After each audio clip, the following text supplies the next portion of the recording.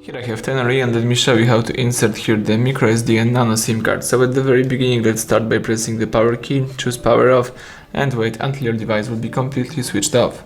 Then you need to open the slot. The slot is located right here.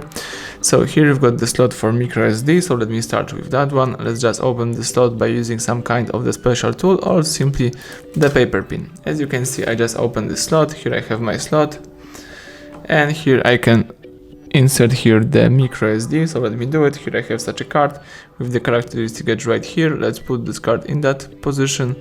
Now you can put the whole thing into your device, just press it to the end right here. Alright, now let's open the second slot, so let's push the second button with the paper pin. Let me do it.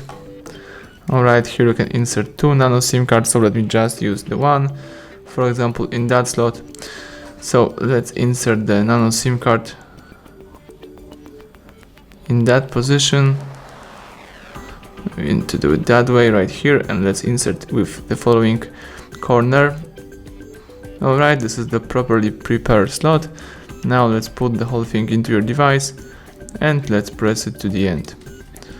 Alright, now let's switch on the phone to check out if our cards are working properly. Let's wait a couple of seconds.